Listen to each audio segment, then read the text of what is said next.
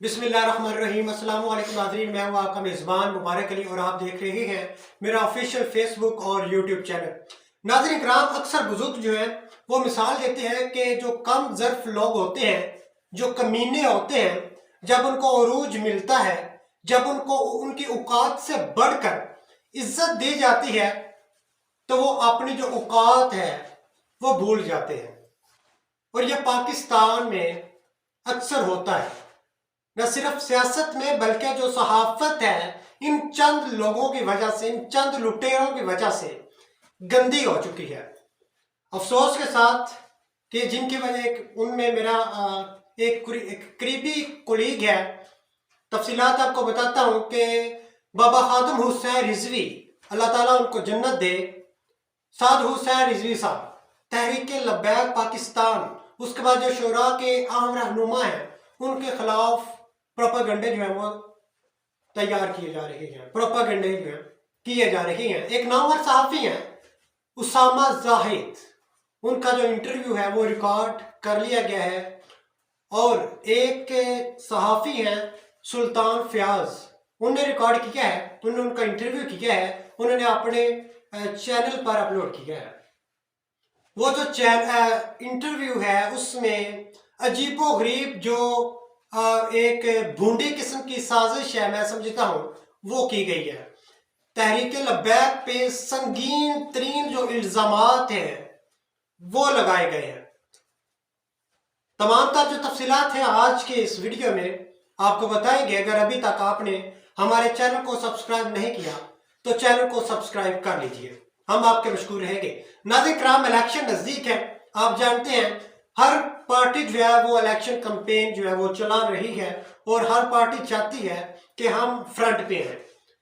लेकिन कुछ जमातें हैं जिनके जो पंजे हैं वो मजबूत हैं, वो दूसरों पार्टियां जो है उनको नीचा करने के लिए, उनको वीक करने के लिए मुख्तलिफ सहाफ़ियों को खरीद रही हैं, मुख्तलिफ प्रोपेगेंडे जो है वो कर रही है।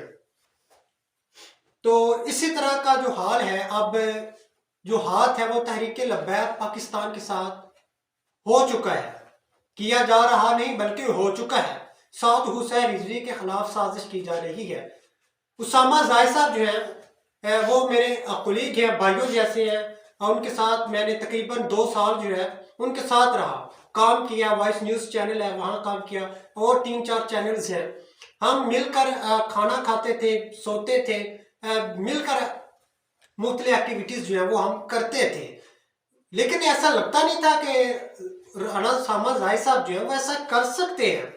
मैं उनको कॉल्स भी कर रहा हूँ, 4 से 5 कॉल्स कर चुका हूँ, लेकिन उन्होंने मेरी कॉल अटेम्प्ट नहीं की। और उनसे ये क्लैरिफिकेशन करना चाहता था कि उन्होंने ये जो इल्ज़ामात आयद किए हैं उनके पास कोई इसके सबूत भी हैं या वैसे ही उन्होंने जो मुंह में आया बोल दिया। सुल्तान फयाज साहब जो, उनको भी मैं पर्सनली जानता हूँ, वो अक्सर जो है वो इस तरह के इल्ज़ामात जो है वो तहरीक लब्बैक पाकिस्तान पे लगाते रहे हैं। तो जो इल्ज़ामात लगाए हैं इस हवाले से मैंने बैरिस्टर उस्मान खिज़र मांगट साहब जो है उनका लिंक पे लिया था, उनसे ये सवालात, तमाम तर जो सवालात उसामा जाहिद ने इल्ज़ामात लगाए हैं, मैंने इस हवाले से उस्मान खिज़र मांगट साहब से सवालात किए थे।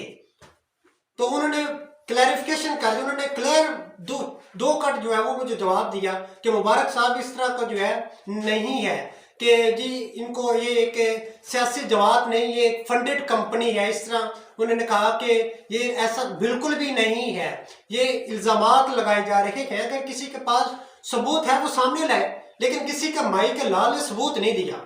ये सियासत में ऐसा जो है चलता रहता है। अफसोस के सहाफ़ी जो है वो भी अब उन्होंने चंद डॉलर्स की खातिर या चंद लाखों या चंद हज़ारों की खातिर जो है वो इल्ज़ामात जो है वो लगा दिए हैं इस तहरीक लब्बैक पाकिस्तान पे। उन्होंने कहा है कि साद हुसैन रिजवी साहब जो हैं और उनके पास कोई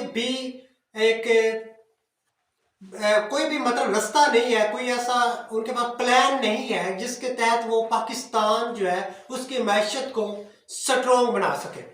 कोई ऐसा प्लान नहीं है।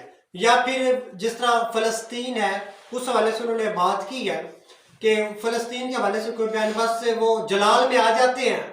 बाबा खादम साहब रिजवी के हवाले से उन्होंने कहा کہ بابا خادم حسین رضوی صاحب جو ہے وہ جلال میں آ جاتے تھے، گوری لے آؤ میں ہونی ہوں، مطلب اس طرح میں سمجھتا ہوں کہ اس طرح مجھے باتیں نہیں کرنی چاہیے. یہ ایک مطلب ہے ایک مکمل جو پلان ہے اس کے تحت سلطان فیاض صاحب جو ہے انہوں نے اسامہ زاہد کا انٹرویو کیا. وہ انٹرویو میں نے مکمل دیکھا تو اس انٹرویو میں اسامہ زاہد کا جو چہرہ ہے وہ مرجھایا ہوا تھا، انہوں نے منہ نیچے لٹکا ہوا منہ تھا. مطلب میں سمجھتا ہوں کہ پتہ نہیں ان کے جو ہوش حواس ہیں پتہ نہیں، تو مطلب میں سمجھتا ہوں جو الزامات لگائے ہیں اگر تو حقیقت ہے ان کو ثبوت جو ہے وہ سامنے رکھنے چاہیے. بھی میرے پاس یہ ثبوت ہیں، یہ میں اپنے سے بیان نہیں کر رہا، یہ نہیں ہے کہ مطلب جس طرح پاکستان میں زرد صحافت ہے کہ جو منہ میں آیا بول دیا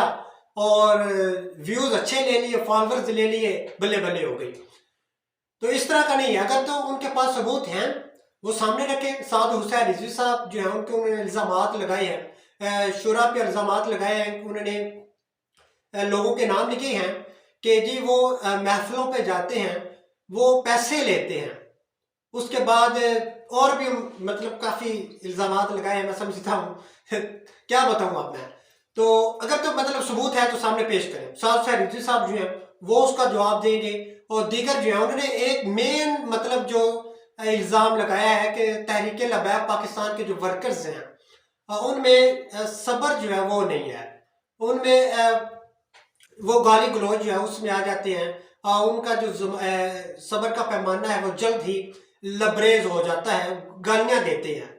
مطلب کہ اگر کوئی فار ایگزامپل میں ہوں ایک نیوٹرل ایز اے جرنلسٹ، میں اس فیلڈ میں ہوں، میں جو پی ٹی آئی ہے اس کے بھی ولاگس بناتا ہوں، نون لیگ کے اگر کوئی خبر ملتی ہے وہ بھی، تحریک لبیک ہے، جماعت دیگر جتنی بھی پاکستان میں جماعتیں ان تمام کے میں ولاگس بناتا ہوں. مطلب لیکن یہ ایک مطلب ہے اسامہ زاہد کو جتنی عزت تحریک لبیک پاکستان کی طرف سے ملی ہے، ورکرز کی جانب سے ملی ہے، اہم رہنما کی جانب سے، شورا کی جانب سے ملی ہے، میں سمجھتا ہوں کہ اگر تو یہ مطلب الزامات انہوں نے لگائے ہیں تو یہ نمک حرامی کی ہے، چاہے میرے کلیگ ہے.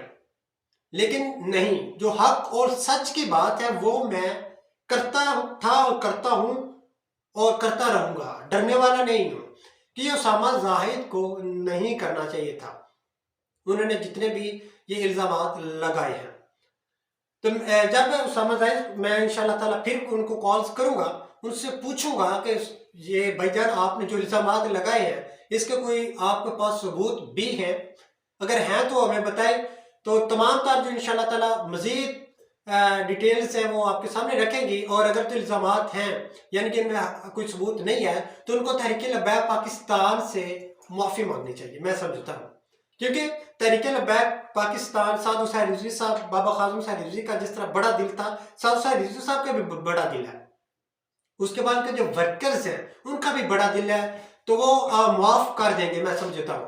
کو اگر اسامہ زاہد کے پاس نہیں ہے معافی مانگے، اگر چاہے تو پھر سعد حسین رضوی صاحب جو ان کو اپنی ٹیم جو ہے اس کو مینج کرنا پڑے گا، اس کو ٹھیک کرنا پڑے گا.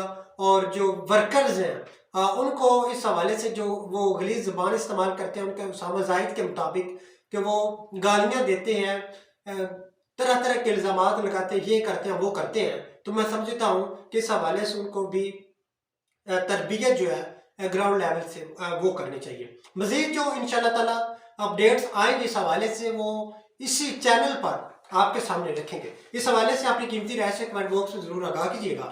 اسی کے ساتھ دیجیے اجازت، ملتے ہیں اگلے نئے بلاگ میں. تب تک اپنا اور اپنے ساتھ جڑے پیاروں کا خیال رکھیے گا. اللہ حافظ.